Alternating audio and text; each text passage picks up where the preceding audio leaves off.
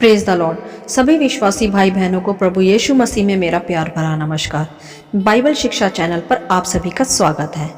आज दोस्तों मैं आपके लिए बाइबल से मूसा की कहानी का संक्षिप्त विवरण लेकर आई हूँ। तो चलिए दोस्तों वीडियो स्टार्ट करते हैं। बाइबल यह दर्शाती है दोस्तों कि लेवी के घराने के पुरुष ने लेवी वंश की स्त्री से विवाह किया तथा उनका एक पुत्र उत्पन्न हुआ जो बहुत सुंदर था। उन्होंने उसे छिपा रखा क्योंकि मिस्री नहीं चाहते थे कि इजरायलियों की संख्या उनसे ज्यादा बढ़े, इसलिए वह उनकी संतान को मरवा डालते थे। परंतु लेवी स्त्री ने अपने पुत्र को 3 महीने तक छिपा रखा। जब वह और उसे ना छिपा पाई तो एक टोकरी में डालकर उसे पानी में बहा दिया। जब टोकरी दूर तक गई तो वह फिरौन की नदी जिसमें उसकी बेटी नहा रही थी वहां पहुंची। फिरौन की बेटी ने व उसकी सखियों ने वह टोकरी देखी तथा उसे खोला तो एक बच्चा रोता हुआ मिला। फिरौन की बेटी को वह बहुत ही सुंदर और अच्छा लगा और उसने उस बच्चे को अपना बेटा बना लिया और उसका नाम मूसा रखा। जब मूसा जवान हुआ और उसे पता चला कि वह एक इब्री है, तो जब वह यह देखता कि मिस्री इब्रियों पर दुख की ताड़ना करते हैं तो उसे बहुत बुरा लगता। वह उन्हें समझाता कि वह ऐसा ना करे, परंतु मिस्री उसकी बात नहीं सुनते थे। यहाँ हम देखते हैं दोस्तों कि इजरायली इस पीड़ा को सहते सहते यहोवा की दुहाई देते थे। तब एक समय ऐसा आया कि परमेश्वर ने उनका करहाना सुना। एक दिन मूसा भेड़ बकरियों को चरा रहा था। वह भेड़ बकरियों को चराता हुआ परमेश्वर के पर्वत के पास पहुंच गया तो उसने वहां एक जलती हुई झाड़ी देखी। उसने देखा कि झाड़ी जलती है पर भस्म नहीं होती। तब मूसा ने सोचा, मैं वहां जाकर देखूं यह कैसा आश्चर्य कर्म है। तब वहां से परमेश्वर की आवाज को मूसा ने सुना। परमेश्वर ने कहा कि यहाँ मत आना और अपने पांव की जूतियां को उतार दे, क्योंकि जिस स्थान पर तू खड़ा है वह एक पवित्र स्थान है। मूसा ने वैसा ही किया। दोस्तों, हमें भी परमेश्वर की उपस्थिति को सदा आदर देना चाहिए जैसा मूसा ने दिया। इसके पश्चात परमेश्वर ने मूसा को कहा कि मैंने अपनी प्रजा इजरायलियों की दुहाइयों को सुना है, इसलिए मैं तुझे मिस्र के राजा फिरौन के पास भेजता हूँ कि तू उन्हें वहां से निकाल लाए। परंतु मूसा ने कहा कि मैं योग्य नहीं हूँ प्रभु जो ये काम कर सकूं। तब परमेश्वर ने कहा, मैं तेरे संग संग चलूंगा। जी हाँ दोस्तों, परमेश्वर अपनी महिमा के कार्य हमसे करवाता है तो वह कभी भी हमें अकेला नहीं छोड़ता। फिर मूसा ने कहा, जब मैं इजरायलियों के पास जाऊंगा और वह पूछेंगे कि तू किसके नाम से आता है तो मैं क्या कहूंगा? फिर परमेश्वर ने कहा, उनसे कहना जिसने मुझे भेजा है उसका नाम मैं हूँ है। जी हाँ दोस्तों, परमेश्वर का नाम मैं हूँ है। उसका नाम पास्ट या फ्यूचर नहीं, ऑलवेज प्रेजेंट, ओमनी प्रेजेंट, मतलब जीवन के अंत तक सदा उपस्थित है। फिर परमेश्वर ने मूसा को अपने कार्य करने के लिए एक लाठी दी जिससे वह चिन्ह और चमत्कार कर सके और इजरायली मूसा का विश्वास कर पाए। आगे हम देखते हैं दोस्तों, मूसा यह सब बातें इजरायलियों को बताने को जाता है तथा इजरायलियों ने भी यह सब सुनकर मूसा का विश्वास किया, क्योंकि दोस्तों परमेश्वर अपनी प्रजा के हृदय की भूमि को खुद ही तैयार करता है। इसके पश्चात मूसा राजा फिरौन के पास जाता है तथा उससे कहता है कि परमेश्वर यहोवा यूं कहता है कि मेरी प्रजा के लोगों को छोड़ दे कि वे जंगल में मेरी उपासना करें तथा मेरे लिए पर्व करें। परंतु राजा फिरौन मूसा की बात नहीं सुनता, क्योंकि वह एक हठीले मन का राजा था। दोस्तों, यहाँ एक बात ध्यान देने की यह है कि राजा का मन परमेश्वर ने हठीला बनाया था, जिससे वह अपनी प्रजा पर यह प्रकट कर सके कि वह सिद्ध, जीवता व उनके पुरखाओं का परमेश्वर है। इसके पश्चात हम देखते हैं कि फिरौन ने इजरायलियों पर और अधिक परिश्रम के काम डाल दिए। तब मूसा ने फिरौन को फिर समझाया, परंतु वह नहीं माना। तो यहोवा ने मिस्रियों पर कुछ विपत्तियां भेजनी शुरू की। पहले परमेश्वर ने फिरौन की नदी में लहू का सा रंग कर दिया, वह तब भी नहीं माना। फिर परमेश्वर ने मेंढकों तथा टिड्डियों को छोड़ा, वह तब भी नहीं माना। ऐसा करके परमेश्वर ने कई विपत्तियां मिस्रियों पर भेजी, परंतु राजा नहीं माना।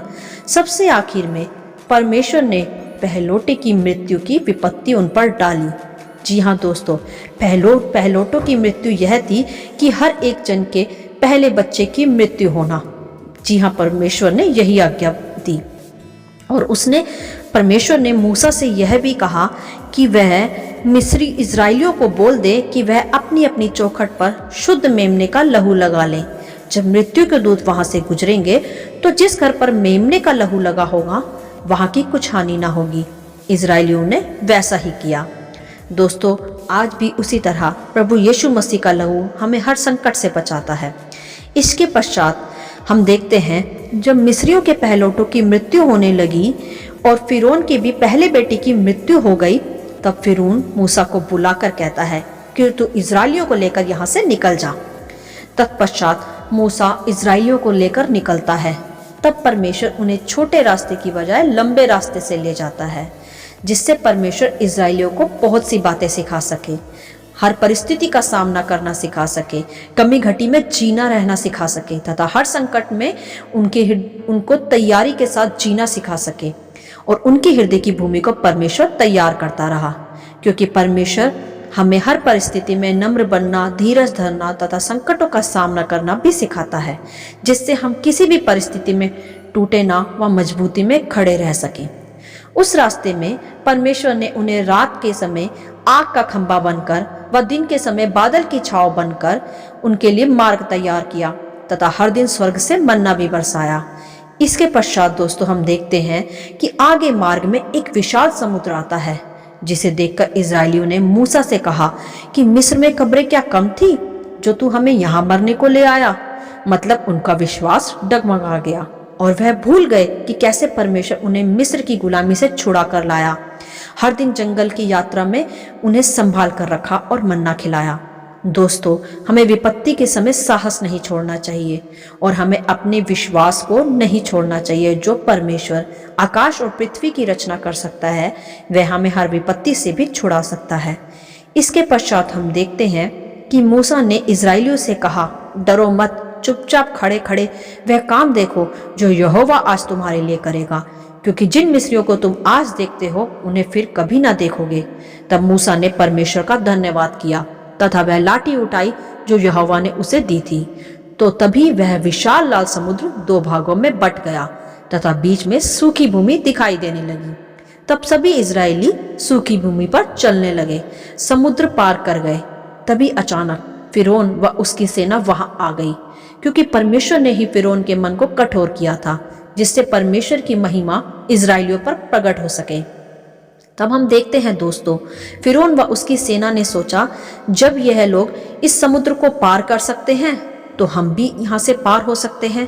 परंतु उनका यह सोचना व्यर्थ रहा। जब उनके रथ समुद्र में पहुंचे तो मूसा को परमेश्वर ने फिर से लाठी उठाने का आदेश दिया। जब मूसा ने फिर से लाठी उठाई तो फिर से वह समुद्र बन गया तथा फिरौन व उसकी सेना वहीं डूब के मर गए। तब इजरायलियों ने परमेश्वर का भय माना तथा जान पाए कि यही जीवित व उनके पुरखाओं का परमेश्वर है। जब परमेश्वर ने इजरायलियों को मिस्र की गुलामी से हमेशा के लिए आज़ाद किया तो इजरायलियों ने परमेश्वर पर विश्वास किया व उसे दंडवत किया। दोस्तों, इस पूरे अध्याय में हमने देखा कि कैसे परमेश्वर ने मूसा को इस्तेमाल किया इजरायलियों को छुड़ाने के लिए, जबकि मूसा ने कहा कि प्रभु मैं योग्य नहीं हूँ, मुझ में कोई योग्यता नहीं है। जी हाँ दोस्तों, प्रभु परमेश्वर निर्बलों को चुनता है ताकि ज्ञानवानों को लज्जित कर सके, वह अयोग्यों को चुनता है। इसलिए जो कोई भी अपने को अयोग्य समझता हो या यह विचार करता हो कि वह किसी काम के योग्य नहीं, उसमें कोई टैलेंट नहीं, तो ध्यान दें कि परमेश्वर जिसे चाहे अपनी महिमा के लिए इस्तेमाल कर सकता है, क्योंकि वही बुद्धि और ज्ञान की बातें सिखाता है अपने सामर्थ्य के काम को करने के लिए। और दूसरी बात हमें यह सीखनी है कि कभी भी हमें अपने अंदर विश्वास की कमी नहीं लानी चाहिए, ना ही विपत्ति में साहस छोड़ना चाहिए, क्योंकि परमेश्वर ही हमें सभी विपत्तियों व संकटों से छुड़ाता है। वह कहता है कि अपनी चिंताएं मुझे दो, मैं तुम्हें छुड़ा सकता हूँ और तुम्हारी सभी कल्पनाओं को सिद्ध बना सकता हूँ, जैसा उसने इजरायलियों को लाल समुद्र से पार किया।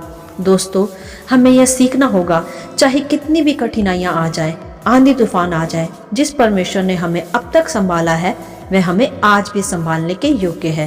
तो अपना विश्वास उस जीवित परमेश्वर में सदा स्थिर रखें। वह आपको भी अपनी महिमा के लिए इस्तेमाल कर सकता है तथा वह आपको किसी भी कठिन परिस्थितियों में अकेला नहीं छोड़ेगा। आमीन। आशा करती हूँ यह संक्षिप्त विवरण आपको अच्छा लगा होगा। प्रभु आपको आशीष करे व अपनी आत्मा से भरे। आप इसे दूसरों के साथ भी शेयर कर सकते हैं। आमीन एंड गॉड ब्लेस यू।